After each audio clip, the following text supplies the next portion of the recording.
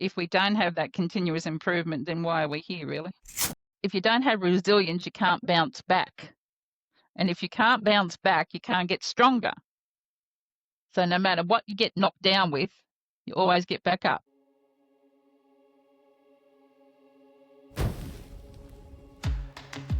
Welcome to KPI Fireside.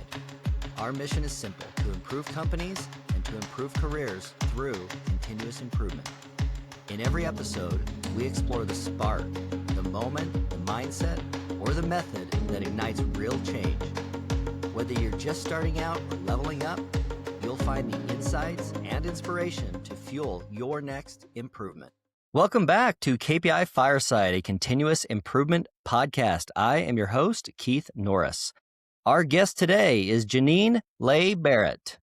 Janine is an accomplished infrastructure and governance executive with over 25 years experience across mining, engineering, and local government. Her leadership journey includes some very unique experiences, including 5 years in Antarctica, managing engineering operations in the most extreme conditions. And that experience has shaped her philosophy on building resilient teams that perform, adapt, and deliver. Janine, thanks for joining us on the podcast today. Thank you, Keith. Very good to be here. Yeah, and where are you located geographically? I'm in Cobar in Western New South Wales, and at the moment it's 34.6 degrees Celsius, which is about 74 degrees Fahrenheit. So it's a lovely, lovely clear day. Nice. Yeah, I'm here in Utah, and we are heading into winter at the moment, so we're it's getting a little chilly here. No, we're coming out into summer. So Janine, you've got a super interesting journey and experiences, and one of the things that we like to start this podcast off, we like to call this the spark.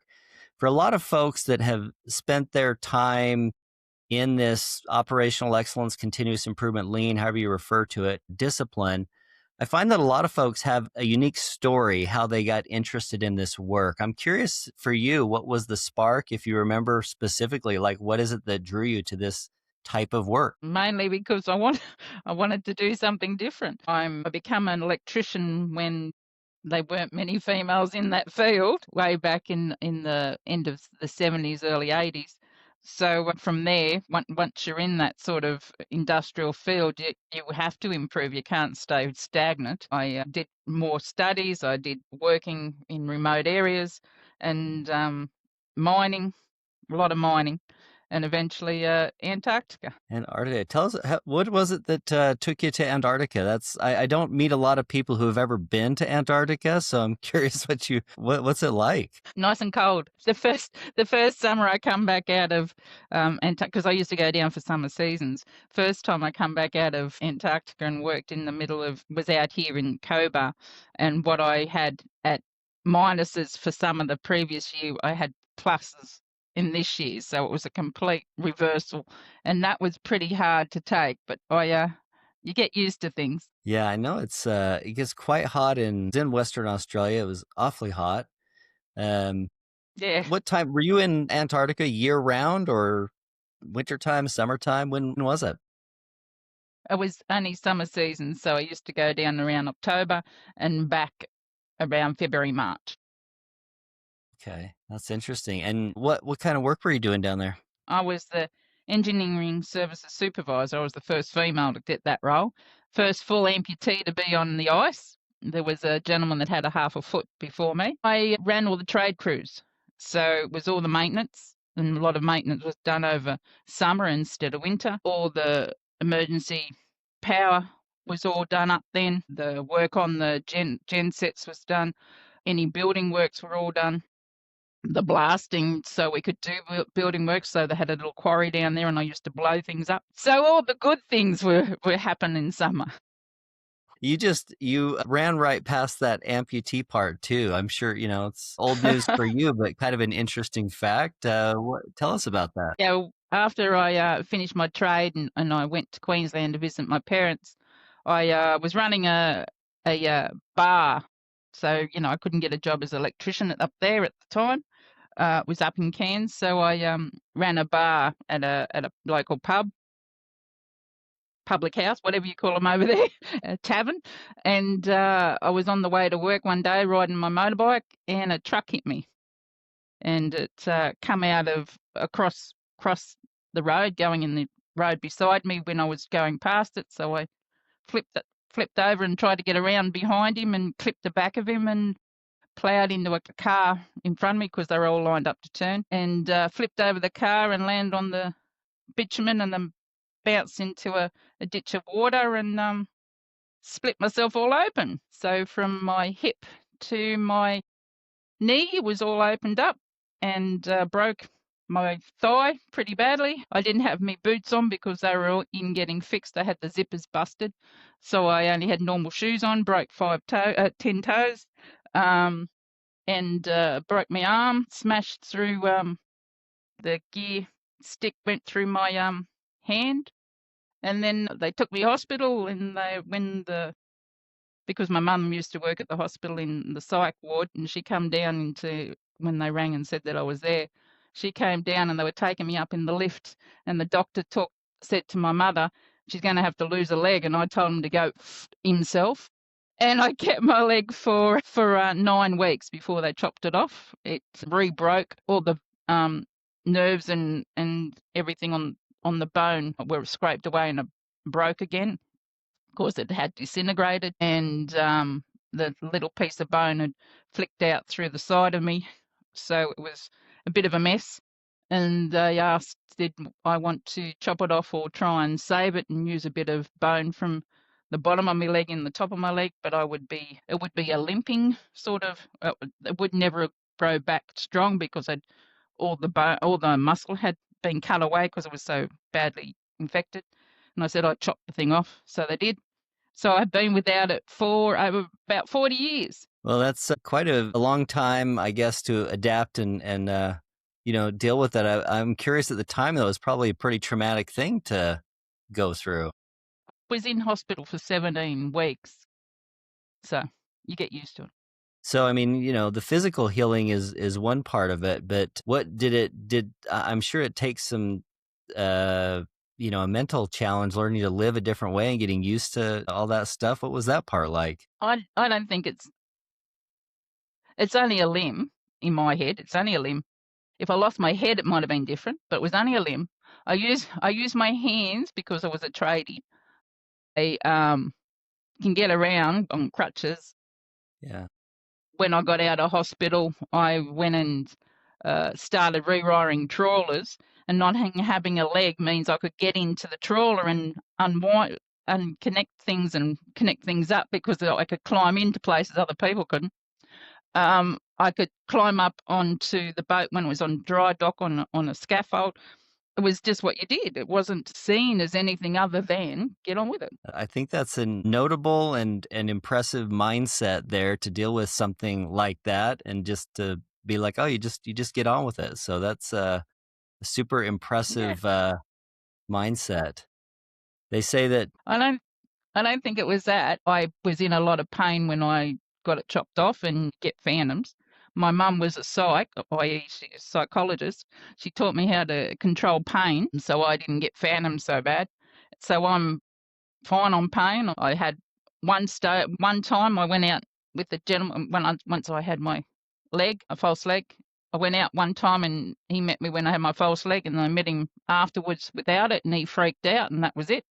I got drunk, got home. My brother took me home. Nobody said anything. I got over it. Never happened again. If you can't handle it, it's your business, not mine. You said that your mother taught you how to deal with the pain, like what that sounds interesting. It's just in your head.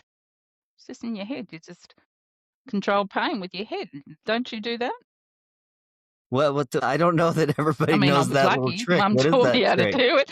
I've got very high threshold of pain. Very high. So is there like some self-talk that you go through to deal with that pain? Most of us, I think, like, you're in pain and you're like, oh, I'm in pain. So how do you think your way through that? It's not there. Pain's not there. It's not there. I mean, it catches you. Of course it does.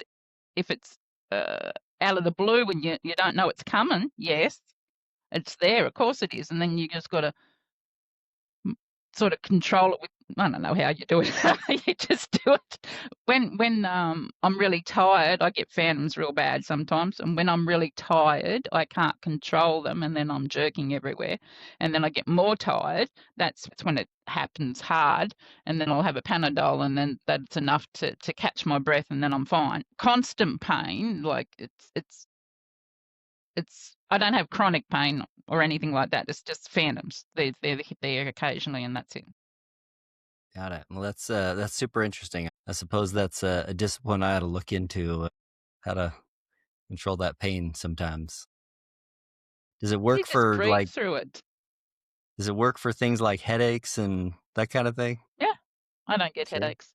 I don't get, the migraines that everybody talks about that are so bad. I get the pituitary haze, but I don't get the pain. When I was having my first child, I went to sleep. So, I mean, it's not, you can achieve things if you want to. I love it. I love it. That's a good mantra there. Okay, so tell us a little bit about this the book that you've written. It's Impact. Yeah, I'm a co-writer, so there's quite a few of us in it. There's 44 of us in it.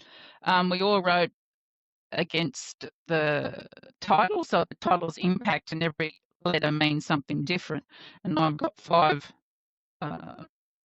in there, so I got IPACT. So I'm in that.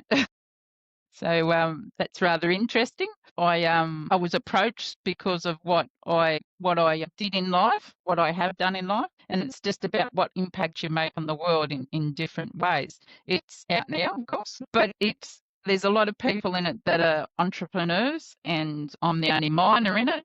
But there's a lot of people in there that have different ways to look at things and how they help the world.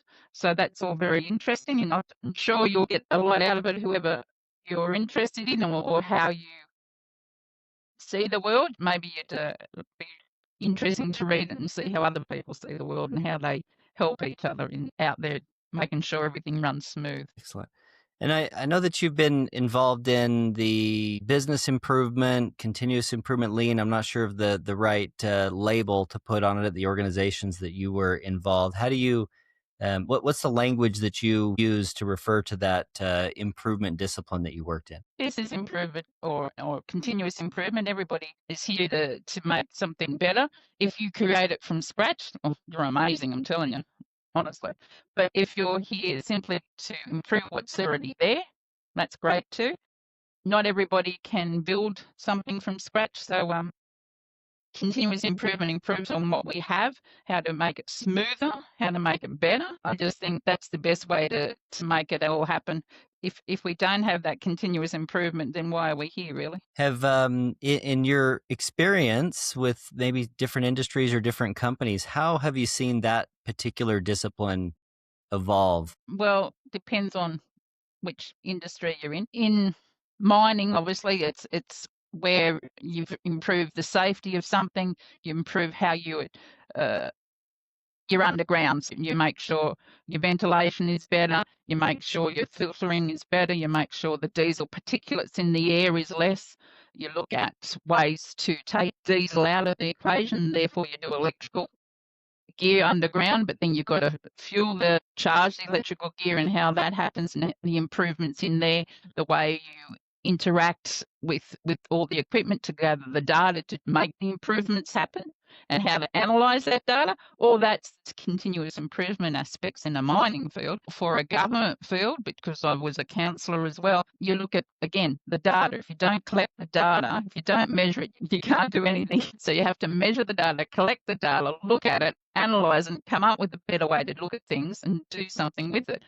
Every time data's coming in, but you can only use what you have at the time. And if you don't look at that data, or if you don't collect that data, how are you going to improve things? I'm sure being involved in the mining, safety is always a top concern.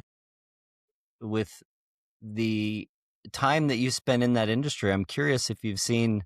I'm sure things have changed a lot. Are there some notable changes along the way, maybe in safety, or I don't know if there's some other things that have changed a lot in.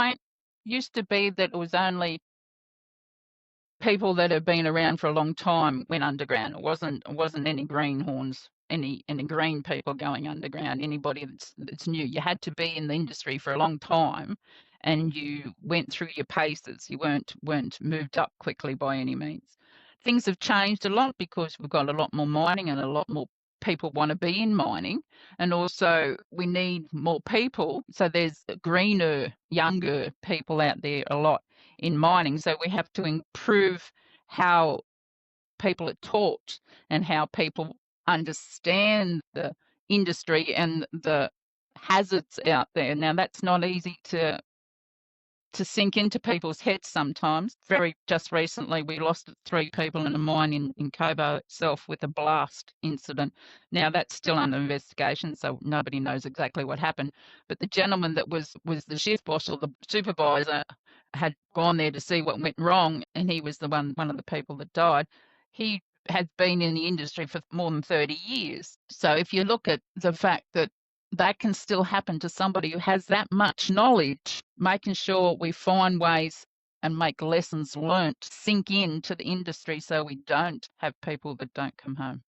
It's very, very tough when that happens to the mine, to the well, obviously the families, but the mine, to the community and the industry as a whole. It is devastating. Yeah, it's definitely an industry that focusing on safety obviously is very important. What are some examples of how those lessons learned in, whether it's extreme cases or just like, basic cases? What are some best practices from the mining industry about how those lessons are shared? They're shared with industry forums. They're shared across we have meetings every couple of months with all the minings in the region. The regulator does a big meeting annually that go through all those things. There's notifications go out to every mine, and so every mine gets them every week, and they go through those weekly to make sure the blokes on the floor, the ladies on the floor understand what's going on in a different mine and what to look for. So we have to tweak things just in case there's a new hazard we hadn't even thought about. Oh, we better look at that. So it keeps everybody's mind awake every morning before anybody goes underground, or even in an open pit situation or in a mill situation. They have a morning meeting, and it turns people's heads on to, like, I'm at work, I've got to look at these things. I want to go home, so therefore make sure I'm taking care of all these things, see all these things. It's turning your eyes on and making sure your mate's okay too.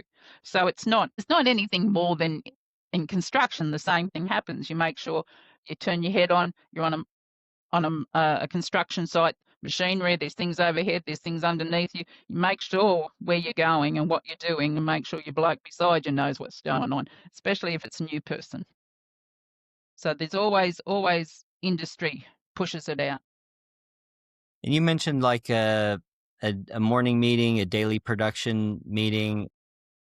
I don't know if there was like a specific term that you guys used for that sort of meeting. What did you call that meeting each day? A toolbox meeting for the tradies, or a morning muster? The morning muster. Like, yeah, that's great. And it sounds like making sure, in your case, safety is an important part of that, is something that the leadership would reinforce. Yeah. It's the first thing. You have to be safe. I mean, especially, no matter what, even if you're a mechanic, you're an electrician, you're an operator, you're anybody, you've got to look at the bigger picture, not just tunnel vision, anything down. You've got to look at the bigger picture. When the geologists go down underground and they want to have a look at a face so they know what ore's coming up, or whether it's the showing the ore or not showing the ore, they have to walk in front of the drills. Therefore, the drill has to stop and light up the area so the geologist can go forward and go and map it on a piece of paper and saying, what's this, all these pieces of different colour ore mean. They have to make sure that the bloke that's drilling knows that they're standing right there. They have to have a positive communication with each other. They have to understand. They have to stop and pull back from the face and wait. The bloke that's drilling has to indicate if there's any hazards in front of him before they walk forward. There's everybody has to take care of everybody. Yeah, I'm sure that you mentioned your experience across different industries. Is there an example or a time that you can remember taking a practice from one industry that wasn't commonplace in another industry and saying, hey, they do this over here. Maybe we should look at that. Well, any industry all have morning meetings, but using lean across industries, like I've used it in mining and then in Antarctica, as well as construction, as well as I've worked in the Torres Straits, which is the top of Australia down to Antarctica, so the top to the bottom. So all those things are poured in, and I've used them everywhere. Whether it's also, I don't like fluff, adding words that don't need to be put into it. So I'm not real good on writing theses and that. I've done it, but I hate it. So I tend to do dot points and be concise and consistent, and that across any industry. I've taken across every industry. I can tell you exactly, even academia will listen. They don't like the way I do it. They hate the fact I just do dot points, and I'll elaborate on the dot points, but they hate it. They want it in a sentence, all fluff, and I'm not that person. That's the only one I have a bit of strife with, I must admit. It's interesting. Let's talk about you talk about the data and the metrics a bit. Safety is definitely one of those where I find this particularly with people who are new in a job sometimes. Like, they feel the pressure to hit the production numbers. And when you've been around a long time and you have experience, you're comfortable speaking up. But when you're brand new in a job and you're not sure if you're good enough and if they're going to keep you, and maybe you overlook some things because you don't really know how important it is. How do you get all of the workers to that level of comfort to speak up about things? Well, take an apprentice. The first year of an apprenticeship, you're just learning to be in the workforce, and then you move through your trade. But even an apprentice has a tradie. They're one-on-one for the first year of their apprenticeship. If you've got a green person coming on site who's never been in a mine before, or never been in construction before, or never been in that industry before, you have a buddy with them for a period of time so they understand the systems, understand what to look for, especially in certain areas, like certain hazardous industries, whether it's oil, whether it's gas, whatever. You always have somebody with you for a period of time to understand what they're looking at, not just verbalize what you're looking at. Understand physically, that's what I mean here, right here. So what would you do in this situation, sort of thing. You have to make sure you teach people from the not just the verbal, but the physical. So it's all right having all this knowledge, but knowledge is only knowledge until you use it. So you've got to use it to become the skill to be able to do the job, whatever job it happens to be. Even the boss man has to learn from somebody to start with, especially if you have high intelligently people come in, and we've got everybody's intelligence at a level. Of course it is, but you can always increase it. We have highly intelligent people in all industries, and to move them from one industry to another just brings those intelligence and filters it down through everybody else. So why don't we continue to do that? We have to learn those things, and that's got to come from somewhere. You mentioned the daily meetings, like a production meeting, stand-up. Are there some other meetings that you recommend, or rituals on a particular frequency to do, like the learning, some of the other important feedback cycles for a team to continue to get better? Well, any team usually has a weekly. They've got their daily, then they've got their weekly, and that shows what's coming up and what's been. They also have a monthly, and then they got a 3-monthly. Then we go into all those. That's mainly for a planning aspects. You have to make sure you planned correctly, and this is where all these come into. And every department comes in together to talk about that plan to make sure they have all the resources they need to achieve the plan. If we're looking just on lean, we have to obviously make sure the meetings are precise and to the point, and there's no fluff. We pull all the information that we need. We make sure we have the data that we need when we bring it into a meeting. We make sure that the information is easily digestible for everyone in the meeting, so no jargon.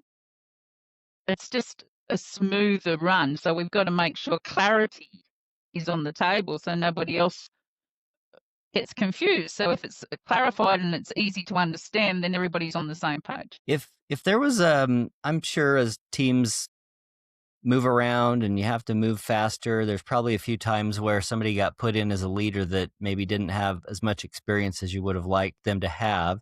Are there some lessons that you might share for somebody who's new in a leadership role? Yes, if you're the most intelligent person in the room, you're in the wrong room. Make sure you use intelligence of everybody else there. Make sure there's subject matter experts amongst your team in every area. So that information, bring it together, ask for their input, no matter whose eyes they are. They can be the apprentice. It's the first time he's been on site, but he said something nobody else has because everybody's walked past it because it's been there forever. Make sure you get everybody's input. And once you've got everybody's input, you make the decision, then everybody feels they're part of that decision and you all move forward in the same direction. Janine, I'm going to just throw some rapid fire questions at you, kind of short question, short answer sort of thing here. So the most important job of a leader is to blank. Make sure people understand what's going on. So clarify, and it doesn't matter who you are. It's only a title. Titles aren't people. Make sure everybody feels the same. They feel like they've been putting into the decisions being made, but clarify. If you don't clarify, nobody knows what the goal is. That's a good one. Do you have a favorite go-to tool from, let's say, the Lean toolbox or problem-solving tool, visual device, one that you find more useful? 5 whys. 5 whys. Yeah. I ask a lot of whys. You give me an answer, and I say why. So it's automatic. I go to the whys. Yeah.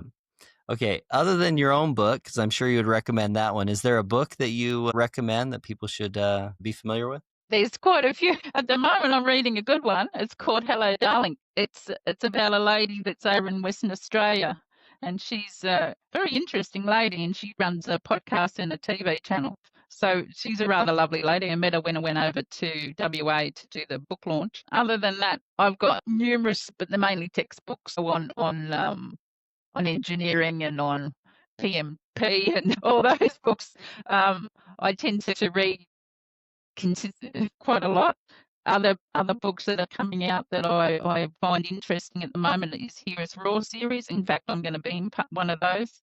So there's always something interesting out there. It doesn't matter from what industry or whatever gender or whatever age you are. There's always something interesting out there to grab hold of, and of course there's always novels, and I read a lot of those too. It sounds like you love to learn. Curiosity is a common trait. That sounds like you've been bit by that bug for sure. Okay, maybe I'll ask you for another one besides the 5 whys, but do you have a favorite question you like to use in problem solving or continuous improvement? I ask why a lot. Mainly, what's the best way to do this? Is there a better way somewhere else? As you said before, cross industries, is there another way we can do this that it will achieve the outcome with less input from resources or personnel? And can we keep the people out of it to make it safer? Is there something that you believe that others around you, maybe the industry, tends to disbelieve or maybe think differently about? Yeah, I reckon people can adapt to anything. We're human. We adapt to everything, and resilience is very important. And people don't like that word for some reason, but if you don't have resilience, you can't bounce back. And if you can't bounce back, you can't get stronger. So no matter what you get knocked down with, you always get back up. So resilience is very, very important. I love that one. That resonates with me as a shared core value that I care about a lot as well. That's a great one. So broadly right now, everybody's worried about like artificial intelligence. I'm curious if you have any predictions about the future of the discipline of continuous improvement in regards to the AI phenomenon. As long as we use it right, and I don't doubt we will, we can, because if you can ask a question and get all the data in one place, and then you can analyze it and come up with a solution, why wouldn't you use it?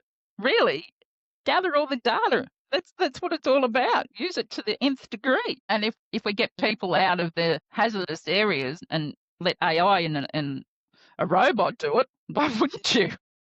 Why wouldn't you? We can put people to work in other fields. Yeah, it sounds like there's still plenty of dangerous jobs in the mining Mm. industry that we'd be happy to give up in some way. Oh, definitely. That's great.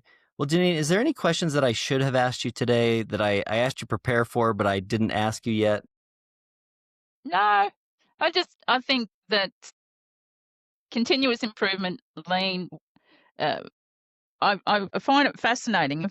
And now, as I mentioned before, Keith, I've worked with your program when I was at a mine a couple of years ago, and I found it absolutely fascinating the way it just brought everything together. Now, I'm not blowing smokes, but it's pretty good. The way it's all brought together is pretty great. And the fact that you can physically see it and you can do a dashboard, and people who have no concept of what you're saying in a jargon sense have clarity of what's going on, and that to me means everything. I like clarity, so that's where I find your particular product is very interesting. I've pushed it on a few people so they can use it. They've used it and found it interesting. This episode is brought to you by KPI Fire, the all-in-one platform for continuous improvement.